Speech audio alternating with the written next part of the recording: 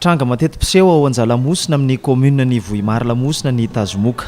Somary nianaka izany tatoato. Maty ny tazon'olona BETSAKA misy arihatra amin'ny janvier, février, mars dia fahafatesana no atrehana isanandro ka nahitrasika tompona andraikitra zava-mitranga zany satria dia hain'olona ty zon'ny olona no salamaka tokony hojerena akaiky zany zavatra.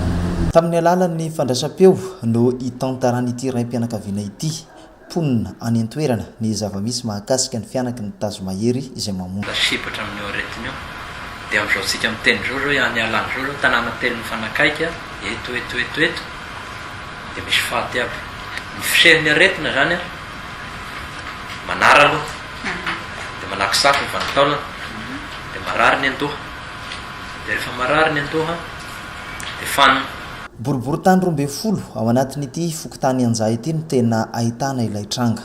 Raha nanontaniana mahakasika izany ny avy eo amin'ny sampandrarany fahasalamana dia nanazava ny antsipriany sy ny ezaka izay efa natao amin'izy ireo tany an-toerana ity tompon'andraikitra ity. Volana mars dia efa nisy ihany koa tany trangan'aretina Tazo Moka fiakarany tany Tazo Moka zany ka rehefa no amarinina izy dia hita fa epidemia vao nanomboka io valan'aretina io dia efa nisy fangatahana moustiquaire tany amin'ny foibeny programme national de lutte contre le paludisme.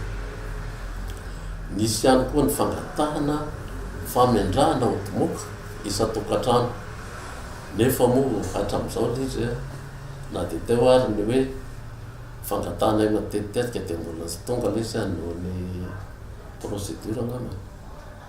Tsy maintsy atao hoy ny avy ao amin'ny sampandrarany fahasalamana ny fehezana ity tranga ity tsy ho ela.